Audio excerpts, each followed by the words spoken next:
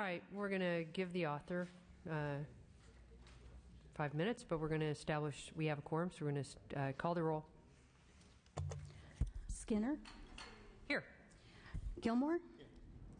Brownlee. Here. Chesbro. Monning. Here. Hill. Here. Huffman. Knight. Here. Logue. Logue here. All right, the Natural Resources Committee is quorum's established, and we are here to hear a single bill, a Senate bill, and it was referred to us today from the Local Government Committee, passed out a Local Government Committee with the recommendation of a single amendment that would be taken at approps. And since our bill author is here, we will allow her to begin. Senator Pavley. Thank you for stalling there.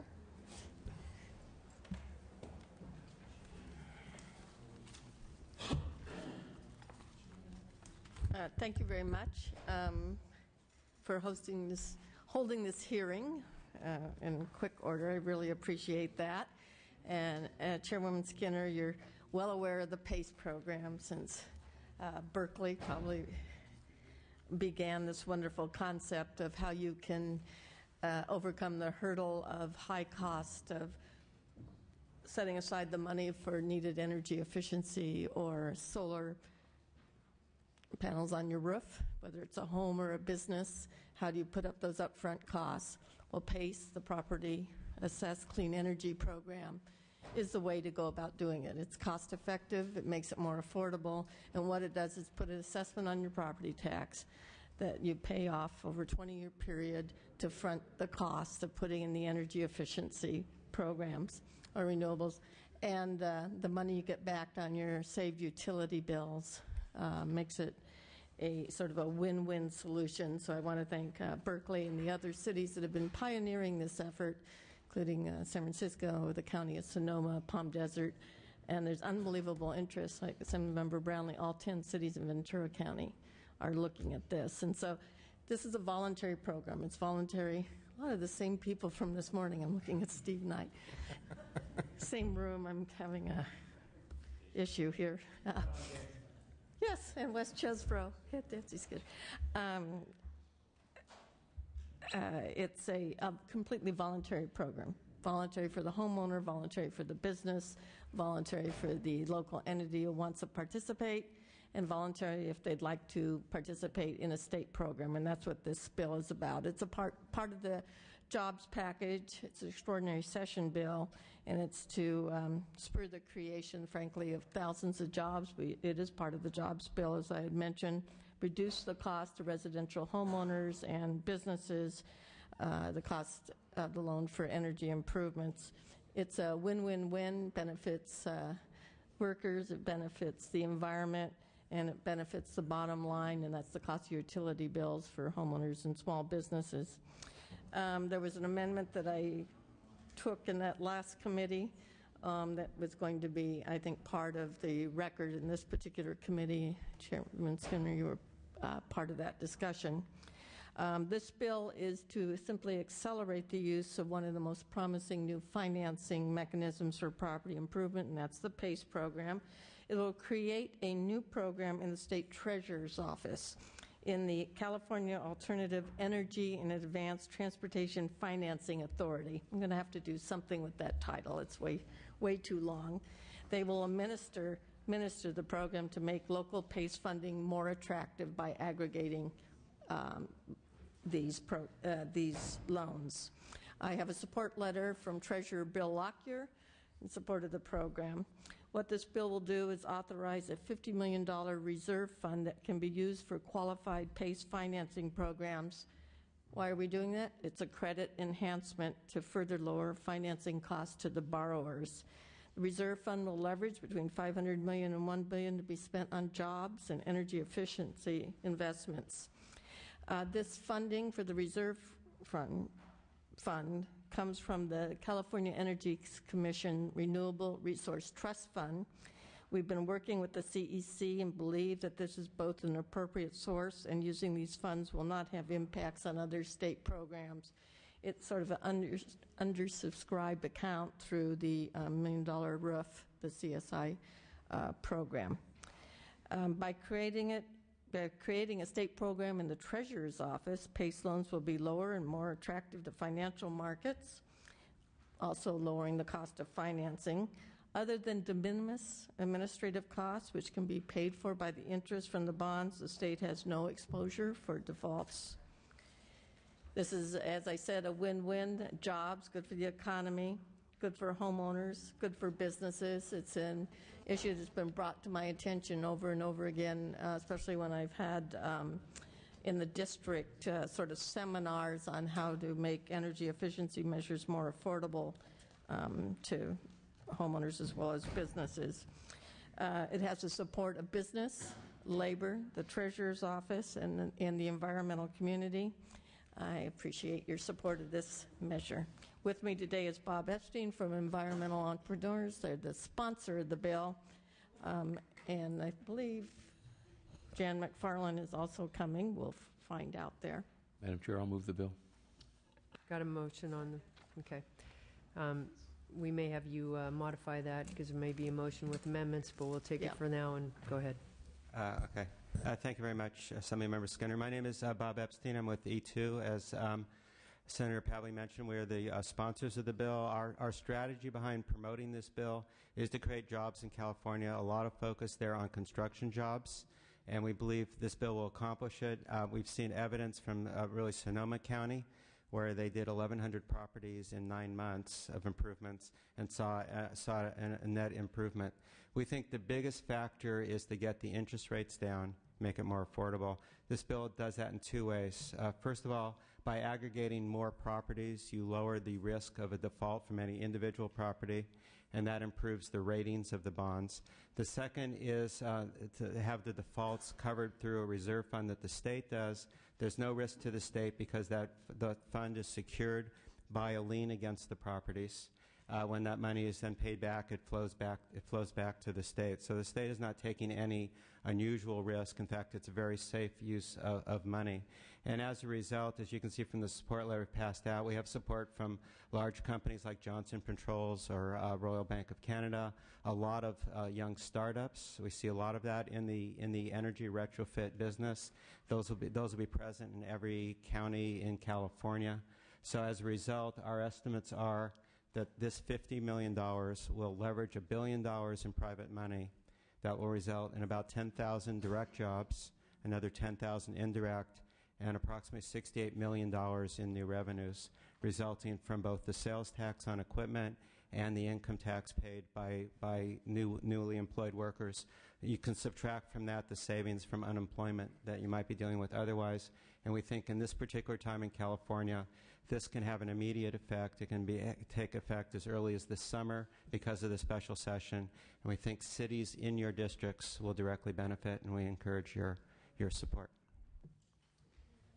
Jerome, Jerome Latore with the State Treasurer's Office. We are in strong support of this bill, not only because it will help in the achievement of energy independence and the reduction of greenhouse gases, but also because it will help stimulate the state's economy through the creation of jobs.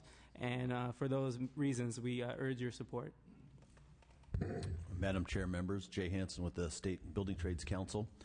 We believe this is a measure that definitely will create jobs. We've got 30% unemployment and growing. We'll probably hit 40 to 50% by the end of the year.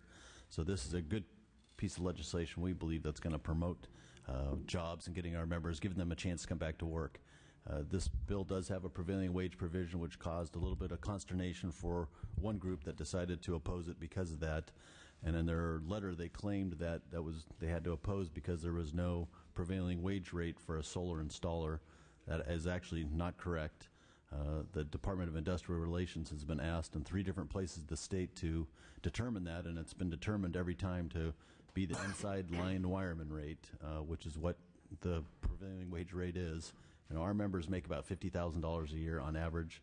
You know, folks aren't sailing off to the Bahamas. It's a good middle-class job. And so we were kind of mystified by the support and by the lack of support. And additionally, the letter notes that, you know, it would be too confusing to do. The organization represents companies that have done public works projects, so they absolutely have had to comply with prevailing wage in the past. So once again, it's kind of mysterious to us, the decision to be in opposition. I'll just clarify, this is a great jobs bill for us. We're very excited about it. We're very proud to join with a lot of the companies and business folks that are supporting this and urge an aye vote. Can you clarify for the committee that what the prevailing wage provision affects? Sure. We actually did a provision that exceeds where the normal prevailing wage would start any project over $1,000. This has a $25,000 threshold. Additionally, any So in other words, any projects under this ordinance or under this legislation that was under 25,000 would not have the correct. prevailing wage. Additionally, any private residences that are under 4 units would also be exempt. So private residence Totally exempt on completely, any. regardless of the price. So we went above and beyond to understand this is a growing industry and to Madam Chair, be at a place that's a reasonable starting spot. may I add to that? Yes, go ahead. From this morning's discussion of the Local Government Committee, where it was also clarified that the $25,000 threshold is after the rebate as well. So the assumption, that, at least that I made after the discussion this morning, was that the vast majority of single-family residential projects would be under the $25,000, and that was the testimony that we got this morning. Madam Chair and members, Don Gilbert representing SFPUC. We support the bill. We have, as Senator Pavley alluded to, San Francisco and other cities are pioneers in this area, and we wanted to make sure when the bill was over in the Senate that we would be able to our residents would be able to benefit from its provisions. An amendment was taken that did so. I think probably just through the fast-paced nature of the extraordinary session, there was some confusion even as up to a few minutes ago, but I believe that we're okay with the technical amendment that would be taken tomorrow, my understanding is, and so I wanted to reiterate our support for the bill. Thank you. Madam Chair, members, Eddie Bernanke on behalf of the National Electrical Contractors Association. Over the past few years, we've spent millions of dollars in training and retraining for energy efficiency with our employees, and this is just the type of piece of legislation that will help us get those employees out in the workforce and working again, so we have our strong support. Madam Chair, members of the committee, Chris Walker on behalf of the California Association of Sheet Metal Air Conditioning Contractors. This is exactly the kind of bill that helps get financing out to these projects. We need to get people back to work, and it's these types of bills that will help us do it. Support the bill. Thank you. Good afternoon. Steve Wallach on behalf of the City and County of San Francisco and the City of Berkeley. We're also in support of the bill. Good afternoon. Mike Murray on behalf of Semper Energy. We are in support of the measure and urge your aye vote. Thank you. Great. Any other witnesses in support? Any witnesses in opposition?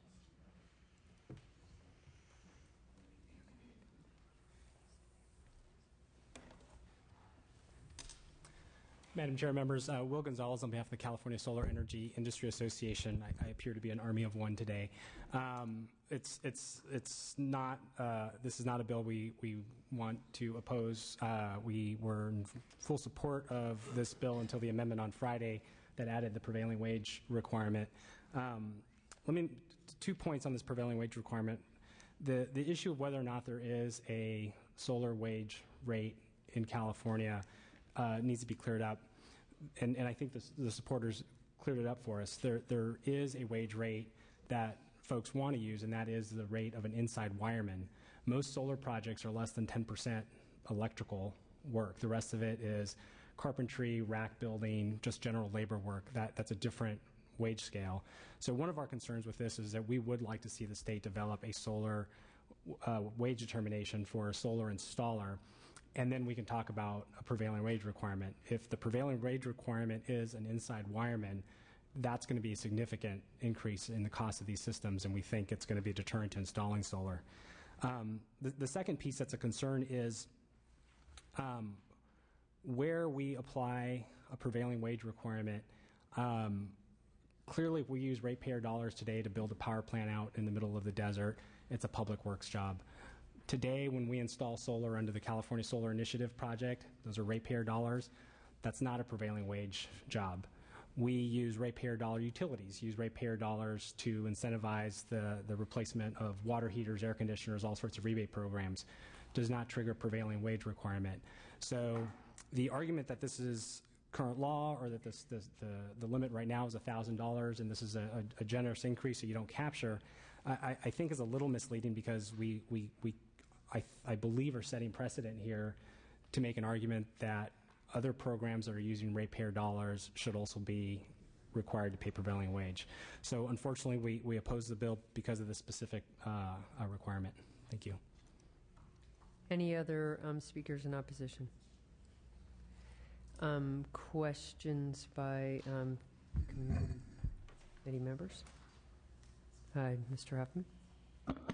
I want to commend Senator Pavley for a good bill, and certainly I'm enthusiastically supporting this. I did have a question about how the reserve program will actually work. I understand we're putting $50 million into a new reserve fund. How will that be leveraged by local PACE programs? Is it because I don't see any language in here about providing a state guarantee, but my assumption was that amount was to provide a state guarantee. So I'm just it's a credit enhancement, and I'm going to let trying to connect up how the mechanics of that would work. The finance. Let me explain that. So the state is not providing a guarantee. The state's total risk, although as mentioned it's extremely low risk, is the $50 million. So the way a bond would typically work on one of these projects is the bond manager would require a percentage of the bond's value to be set aside to be used in the event of a delinquent payment.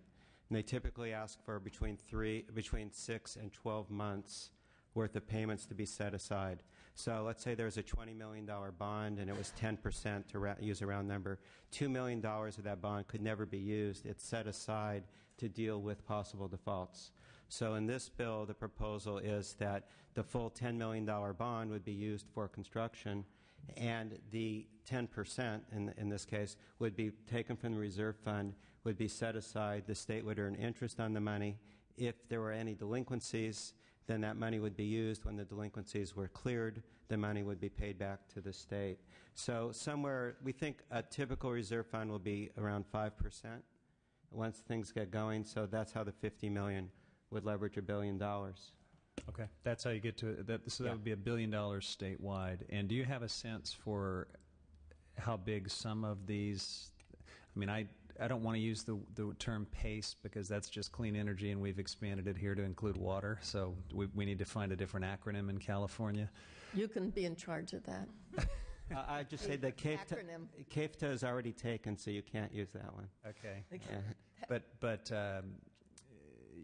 how big would, I know that Sonoma County hopes to have its program up in the hundreds of millions of dollars just in Sonoma County. That's right. Right now. Yeah. Any individual property is the proposal here is to limit the value of any individual property to no more than 10% of the value of that property. So that's one limit. The second limit is you don't want any individual property to be a significant part of a total bond. So if you look at large commercial, there's probably an upper limit of what it could be. So we typically think of about a 25,000 average. The Sonoma County is actually lower than that. Okay. Well, again, congratulations on your good work. I think this is a really good start. My hope is that we keep working on this issue. I have a regular session bill that I want to throw into the mix that I think can help leverage an even bigger amount of money going forward, but I think it complements this well, and happy to move the bill. And also, Senator, if you'll have me, I'd love to be added as a co-author if there's still time to take amendments. Bill was already moved. Okay, thank you. Go ahead, Julia. Yeah, I mean, I understand that there are some amendments that are going to be proposed on this, and would just like to understand what the amendments will be doing. And the other question I had was on the prevailing wage piece, and is there, are there projects that are the exception where prevailing wage doesn't apply? And so in this particular bill, and working with our friends in the labor community as well as everyone else involved, all single-family homes, it wouldn't apply to them, and any multi-unit structure of less than 4 units. Okay. So duplexes and things like that wouldn't apply to them. And then on the commercial side, $25,000, it have to exceed $25,000 of improvements, but that's after the rebate, which means it would probably be more than that. So it's I thought I heard the 25, but I didn't hear. And the it's also residential optional sides. for local governments who are members of the PACE program, whether they even want to be part of the Secretary of Treasury's program. So if that was objectionable to them, this is just an option out there to move forward. So are you going to explain the amendments? Okay, great. Madam Chair? Yes, go ahead. Councilmember Logue. I've been in real estate 35 years. A lot of these properties are upside down as far as the mortgage goes. If there is a default, what protection do we have concerning this, the lien that's against the property? Does it become a first, a second position, the county property? How does that break down? Because I think right now about 40% of the properties in the state are underwater. I'm going to let Mr. Epstein answer that because Senator Cox had that a similar question as we went through this discussion in the Senate. This sits above the first mortgage, so it's and below the property tax. It does. But as you saw, the requirement for qualifying for a PACE loan is that you're not doing more than 10% of the equity of the house. So houses that are underwater or in trouble would not be eligible for these current loans. So we're starting with the houses that are, thank God, there's some houses that are still okay, and that's what we're working with. 10% equity, is that what you need? Yeah, 10% equity. 10% of the value. 10% of the value of the house is one, and then there's also a limit on the ratio of the debt to the loan, which I don't have memorized, but it's in here. Appraisal going to be required as far as the loan approval? Yes, that you would normally expect that when a bond is put together, go out to market, you have the list of all the properties, their current assessed value, so it's all laid out there for the bondholder, because our goal is to get these to be AA or AAA rated bonds. I think it's a good bill, and I'll definitely support it. Thank you. All right. So I think committee members sort of understand the history of this particular program is basically that right now, if you're a property owner and you want to invest in something like solar, and I'll use that as the example now, even though this bill also covers energy efficiency, to get a return on your investment, you may need to live in the property for longer than, say, 5 years. And since many people, whether it's living or a commercial owner, since we're not always sure either how long we're going to own a property, whether it's commercial or residential, by feeling that your investment is tied on such a short time, it's a disincentive to this kind, either an efficiency improvement or a solar installation. So by tying the investment to an effect like the life of the property, then you get a much better return on the investment. And because the kind of improvements we're talking about under this bill, either installation of solar or significant efficiency improvements such as insulation installation and such go with the property. They're not something anybody can walk away with. Then it makes sense to tie it to the property. So the other thing I wanted to highlight too is that, as came out in the local government committee, this is not anything that any local government is required to do. It's purely elective. And then within any local government that does choose to do it, the property owners is completely elective. So whether you're a commercial property owner or a residential property owner, it's your choice to get involved in this program. So what this legislation is basically doing is enabling both the locality and a property owner to participate. It doesn't require anybody to do it. Now, the local government committee this morning talked about a technical amendment that's in your analysis, and that technical amendment would address some language that was referenced to Mello-Roos, and also a couple of other little language fixes. Those technical amendments will be taken in the Appropriates Committee. Now, in my staff and I have been working with the bill author. I wanted to ensure that this program, especially if we are using state funds, also finances energy efficiency, because for some properties that's a wiser investment than the installation of solar. And if we look at jobs, you will often get more jobs from an energy efficiency improvement than you would from an installation of solar.